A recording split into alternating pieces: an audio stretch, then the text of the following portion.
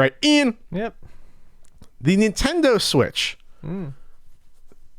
The hybrid console, the real hybrid console, not Google Stadia, reached a milestone following the past Christmas holiday season that was startling yet not surprising.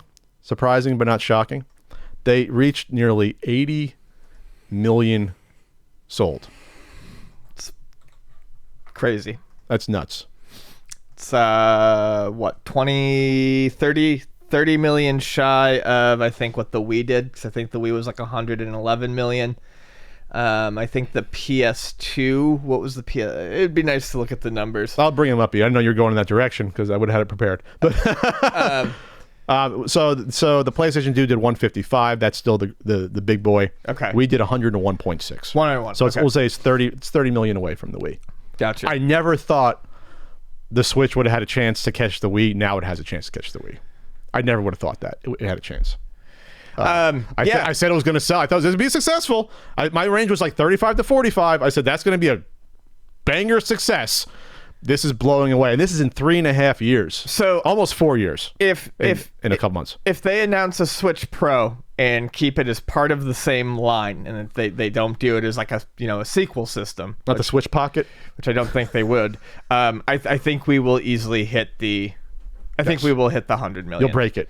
Yeah. As long as however they release the Switch Pro, whenever that eventually comes out, as long as they're allowed to count that towards total Switch sales, the same platform, they will absolutely hit 100. I think it might without it. I think if you get 2 more years out of this, I think you might inch up. Yeah, I mean, this is nuts. What's been going on? So. Like I said, like this isn't like, oh, we told you so, because I mean I knew it was gonna be a success, but not like this. But it really shows you not to count Nintendo out, but don't underestimate how much a consumer base wants something that doesn't exist. But they once they see it, I want it. You know what I mean? Like they don't know they want it till they see it. If that makes sense. Sure. And that really is the trick of marketing, is to come up with something that people go, I want that when they see it exists, but have it actually fill a big need, fill a market space. Because back, remember that first that hipster party commercial where no one was over the age of 24 when they did that? Was that fall of 2016? Remember that? And they were sitting on the rooftop. Yes, they're playing the games, which is fine if you want to do that. But there was a division between people like Ian and me were like, oh, okay, I see the appeal of this. Right. I immediately see. Versus the other people were like, this is casual stuff still. They should have a hardcore gaming system. Not realizing that's not what Nintendo's brand and marketing is. And guess who's correct? Everyone that was on this side of the table. Because I always want to I don't, but I was telling Pat this earlier, I always want to name some specific names. When we were doing the biz jazz, the biz coos. Fuck. I need people to understand. Obviously, this is a joke. I hate hot tubs. I can't fucking stand them. Oh. If I'm in a hot tub for 5 minutes, I feel like I've taken stronger drugs than I hate it. I get woozy. I get fucking dumb. Anyway, gotta keep hydrating, and that's the key. Sorry, go on. So I always want to call out certain people that really hitched their cart to the Switch being a failure, because it wasn't doomed was the words they used. Because it wasn't just them being like, I don't get this, I'm not sure this is going to succeed. They were all so smarmy and certain. Because I like the PS4 and the PS3. This is how I game. That's how I think the fucking universe wants their games. And that's why you're wrong. It's totally okay. They didn't get that, like, there's different segments of the population that may not want just a hardcore gaming console. They want the Disney console. They need that. There's always been that in the market going back to the 80s. It's totally cool to have the market concerns, but yeah, I really could have done without. And tunnel vision. And I hate to say it, it's not sound petty, but I will never forget the people who just got so fucking high and mighty over this thing being a failure. Yeah. It's like, it wasn't a shock that the Wii U did bad. From the start, people were confused about the Wii U looked like a mess going into it. The marketing was horrible. Calling it the Wii U was horrible. We called that out. I called that out before the no, it was a podcast still, but like Wii U came out, what, 2012? Jesus, it was only 9 years ago. God. But it's like confusion in the marketplace. The tablet thing had issues, and then there was no third-party support. People companies lied about the third-party support, that's more on them. But they were shaky on it from the start. I didn't even tell this. I can't believe I didn't tell this fucking story. This just happened this past weekend. Not a tale. It's not a juicy tales from the game store. No, literally, I had a family come in and they were asking me questions about Wii's, GameCubes, and Wii U's. Mm-hmm. I tried to give them all the information that I could. They bought the Wii U, took it home, brought it back, and exchanged it for a Wii because they thought the Wii U was just a super Wii and that it was still going to be able to play GameCube games, which was a big thing for them. And like, they asked me questions and I told them, but people... They couldn't put it together in their mind. Like, what? It's the same color, it's the same form looking, and it has the same name on it. And I like a lot of things about the Wii U. Well, I was not as down on that system as a lot of people. I don't think there's any real need to go back to it now. But while it was out, I enjoyed it. But the Wii U, at least the Virtual Boy, you look at it and you're like, okay, I know what this is, even if I absolutely don't want it and no one wants this. People didn't know what the fuck the Wii U was. The fact that they used, there was, no one ended up buying the white one, but there was a white console, and that's how they announced it at E3. Oh, that was even worse, yeah. Because I was there in the conference room, like when they still were doing them, with Reggie's doing the fucking catch a ball, and people in the audience. We're talking game journalists were like, "So is this an add-on? Is this a new?" Like, we didn't know. I had a feeling. No, I said this probably can't be an add-on. There's too much new shit going on. But the fact that we had to question it at the time, yeah, horrible that Nintendo didn't do the marketing, and horrible that they named it the same fucking console. Like, that doesn't make any sense. The Wii was a shitty name to begin with. The Wii U was an absolute abomination of a name. What does that fucking mean? Well, the Wii means we're together playing Wii. That's what it means. Yes, but Wii U, yeah, it doesn't mean, that means less. Yeah, but yeah. The fact that it was the same color and how they marketed it, anyway, same form. We get on this every time it comes up, but I felt like I had to bring it up because literally as recent, it's a smarminess. As recent, literally as this past weekend, people are still confused over what a Wii U is. Yes. And it's not just the fact that hey, one of the people sat where Ian was. And I interviewed this individual that predicted, the Switch would be a failure. They never admit they're wrong. Just say, hey, I had a bad prediction on a video game console. It's on me. It's like, this is why I hate sports analysts. Oh, because I fucking hate sports analysts. Not all of them. A lot. You have to fucking pull them by their teeth to get them to admit that when they were wrong on a prediction. Just like, you can't, like, it doesn't kill your reputation to admit, hey, I was wrong, I called that one wrong. Like, you're not a weaker person for doing that. And they can't even do that. They can't do it. They can't do it. So that's bad. But this is a miraculous. We do all love Stephen Smith, though, don't we? I think Stephen A. Smith is an interesting case if we want to go on this. Because he knows a decent amount. And he's also extremely entertaining. So yes. Like, he's like the sweet spot of it. I don't watch a lot of sports stuff, but if I'm flipping channels and Stephen A. Smith is talking, I will usually stop and listen to what he has to say. He's evolved into I the like him a lot. carnival barking sports guy, but he's not. He's super entertaining. Even like he talks about MMA. He knows nothing about MMA at all. It's embarrassing. He tries to pretend because he's probably paid like $6 million a year. Stephen A. Smith, $5 million. Like, it's all right. Sometimes I pretend I can talk about stocks. But like, he knows about basketball and football. No, he's very good about basketball. Because he used to play and cover that. Like he used to be a beat writer, so he's not a nobody. Right. A lot of these younger guys that come along and gals are maybe smart about the sports, but he's actually used to be a beat writer. He used to travel with teams and cover them. I believe it was the 76ers, I believe. But like, now we're going on a tangent, but no, I like Stephen A. Smith. I used to like listening to Shannon Sharp too. Shannon Sharp, he's all right.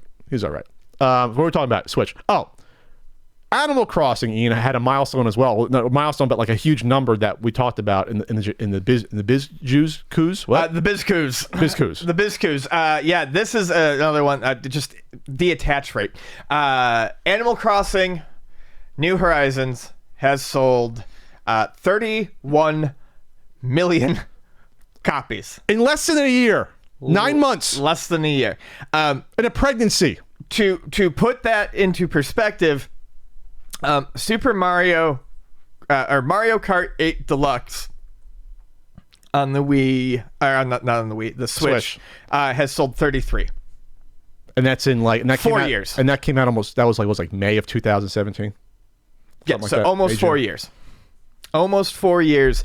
That's nuts. And Animal Crossing will continue. I have a feeling the strategy for Animal Crossing is we're approaching a full year of Animal Crossing. I have a feeling that they're going to announce new events and new things that they will roll out for the next year, which will get more people to buy into it. It will get people, lapsed players like me, to maybe sit back down and go back and clean up their villages.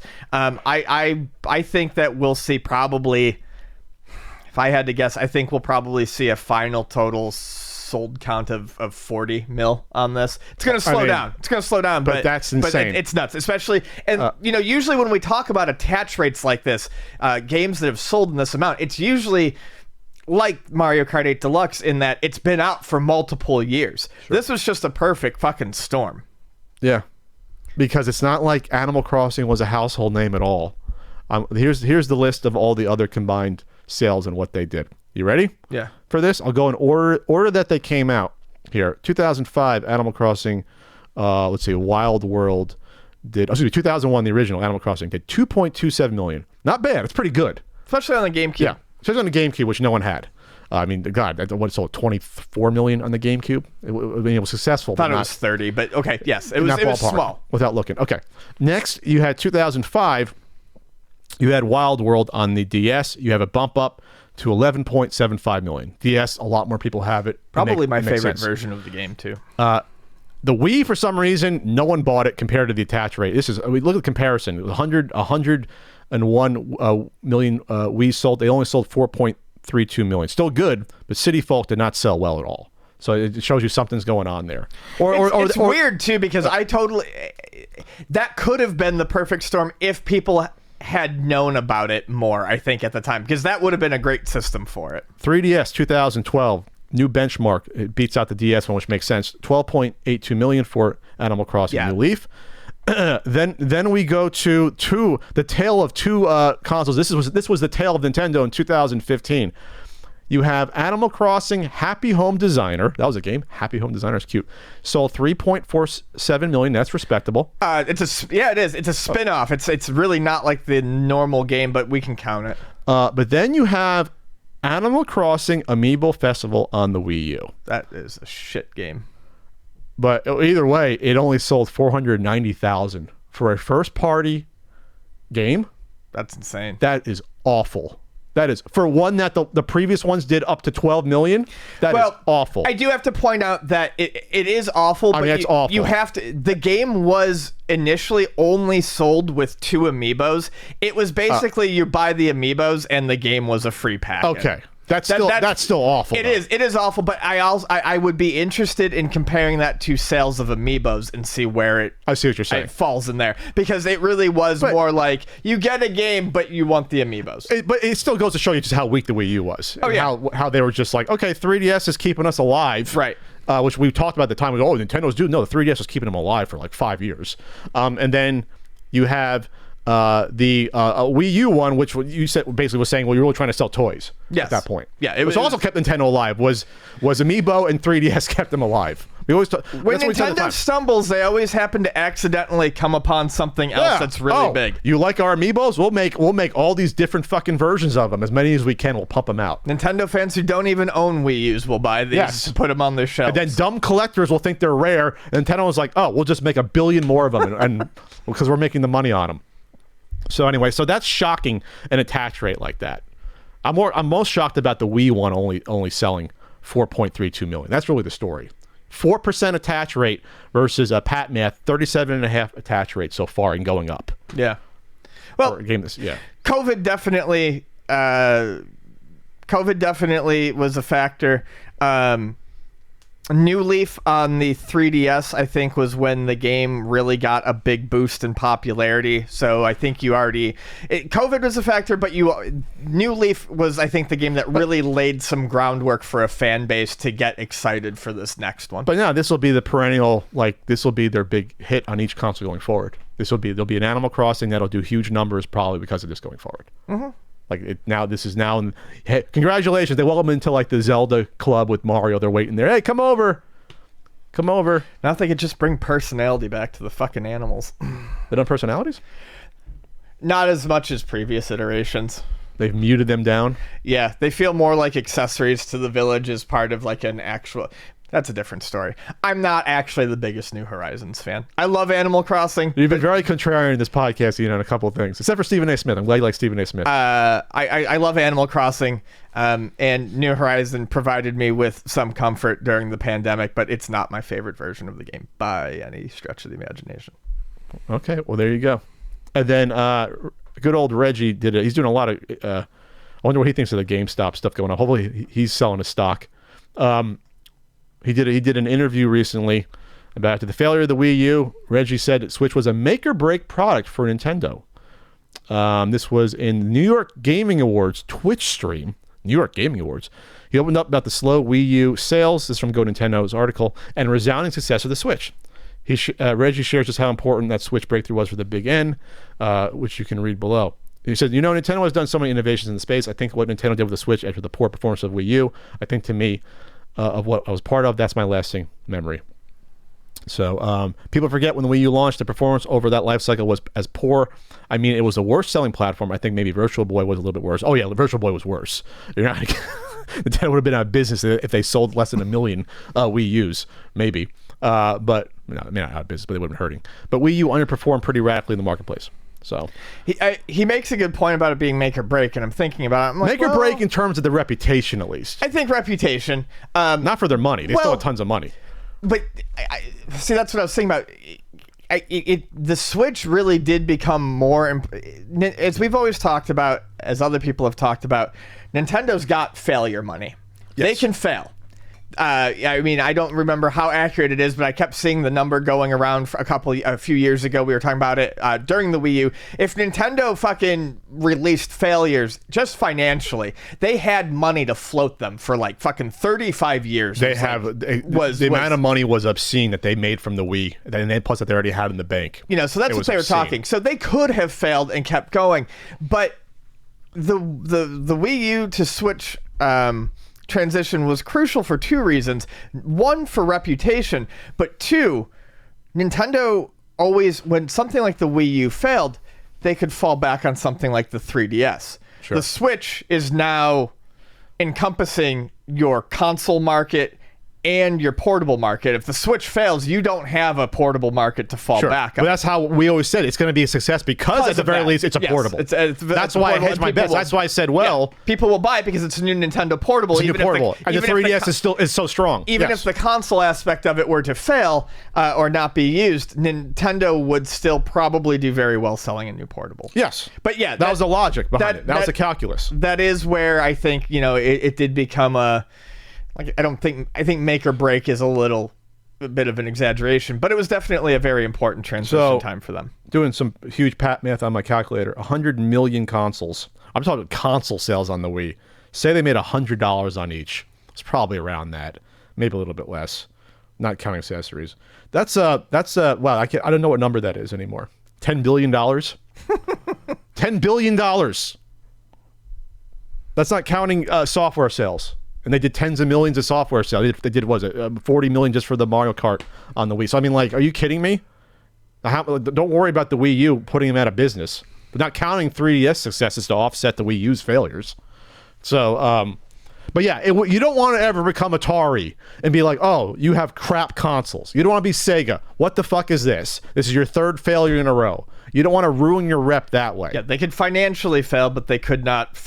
They could afford to financially fail. They could not afford to fail in the eyes of the consumer. I mean, you can make the argument that Nintendo's too big to fail at this point, where they're like, well, they have so much money and so much going on, they could just throw so much shit at you that something's going to stick. Well, that could be true too. And I think that's also part of why they do all these. And this is what I don't like, but Nintendo does a lot of weird, crazy things that seem ass backwards, and they do it because they can, and they don't need to do much of anything. Sure, absolutely. So it is what it is. Plus, like I said, if they who would have filled the hole of Nintendo? I mean, Nintendo has their IPs alone are worth so much money. Without a console, it's nuts how much the Legend of Zelda IP would be worth, or Super Mario Brothers. So, but I get what he's saying about consoles, though. So, but there's also, remember, Ian, there's also that one member of the segment of the gaming gaming segment that always will buy, go for a Switch. If you're into games with blood and violence and sexual content and kids in sexual compromising positions and rape on the Nintendo, if that's what you want, then buy a Switch. Yeah. So they got that covered. Those gamers will be running towards the Switch right there. Jesus Christ. Fucking idiot.